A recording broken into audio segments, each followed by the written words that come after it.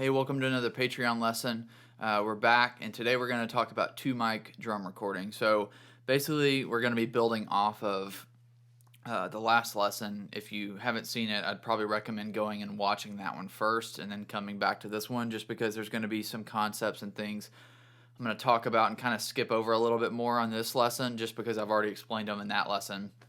And I think kind of the plan for this idea of, one mic, two mic, etc. drum recording is I'm just going to build up. So I've done the one mic, this is the two mic, and then in time I'm going to do a 4 mic setup, an 8 mic setup, and a 16 mic setup, just so there's a full spectrum of variation with different mic setups and different techniques to go along with those setups and everything.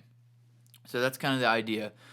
So for today, it's the 2 mic setup, and basically the 2 mics I used were by Beyerdynamic M160 ribbon microphone, which is a mic that I've talked about quite a bit. It was the mic that I used for the 1 mic setup, and then for this one it's going to be in a mono overhead position, and I'll show you exactly where it was placed later. And then the other mic was a Warm Audio 47 Junior, which is just a large diaphragm condenser, and I used it as like a kick out kind of positioning. And I'll also show you that in a little bit. So those are the 2 mics that I used. So what I'm going to do is go ahead and show you a playing example, the full spectrum of the sound I was going for with some music just so you have some context. And then I'm immediately going to cut to another video of me just showing you how I thought about the drums in the room, how they were tuned and everything, and also the mic positioning and all that. So this will be a playing section and then right into the explanation of everything. So here's those.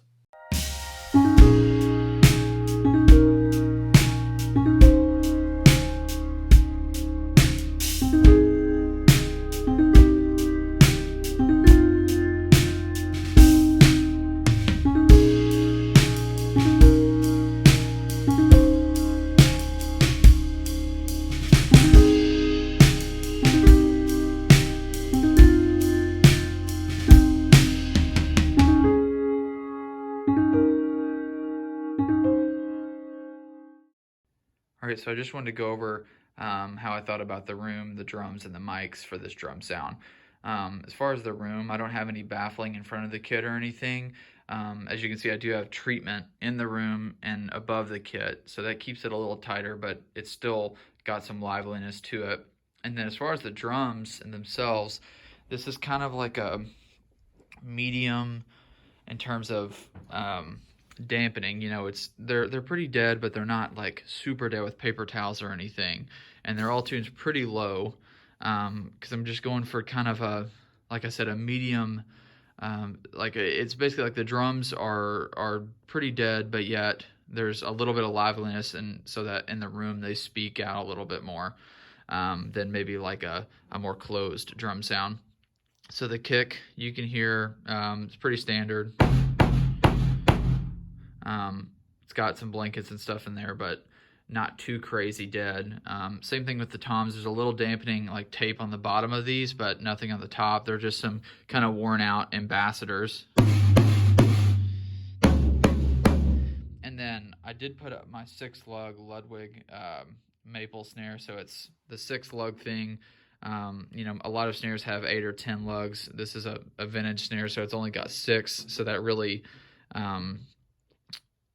kind of emphasizes a specific sound for this drum, and I keep it super low, and I keep the wires pretty loose, so it's kind of a ballady sounding snare. But there is an internal muffler on it, like right here, and so I keep that on sometimes just to keep it a little more under control. And then in terms of cymbals, I put up these 2 crashes as hats. There's 2 cracked crashes I have, and then with these this little thing on top, I just wanted a lower hi-hat sound. But then these things kind of give it like a cool crunch sound. And then I just have my normal ride is the 24 Istanbul with some tape. Pretty dry.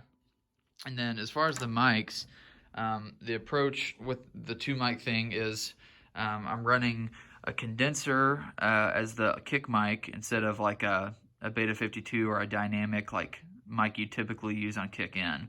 And as you can see, I've got it back maybe 8 to 10 inches from the head, so a little farther back than I would typically run it. I'd probably usually have it, more like here if I was doing a big multi-mic setup, but that's just going to pick up a little bit more of the kit, and I've got it in figure 8, so it's picking up, on the front side of the mic and the back side, which is the typical pickup configuration I run on it, but pulling it back, away from the kick is going to get a little bit more of the kit, so it can work more since there's only 2 mics in this setup. And then I've got my Beyerdynamic ribbon as a mono overhead, and I'm not sure if you can tell, but it's pretty low.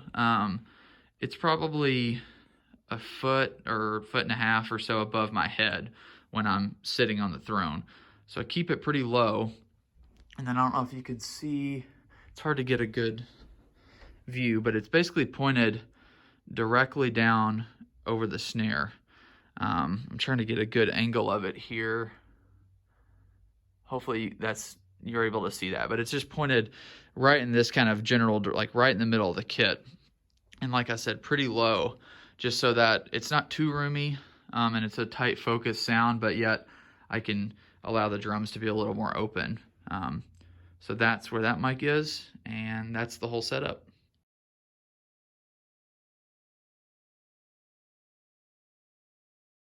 And so that's basically all I've got for the 2 mic setup. It's a lot of building on the 1 mic idea, about just playing in a certain way, like hitting your shells harder than your cymbals, and finding a mic position that sounds good in your room. I moved the Beyerdynamic around quite a bit before I decided where I put it in terms of where it was as an overhead.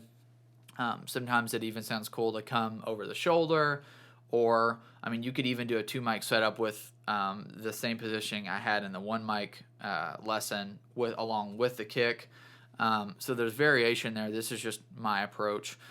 So I hope it was helpful for you. If there's anything that's not clear, as usual, just shoot me a message. I'll be happy to get back to you and explain something more.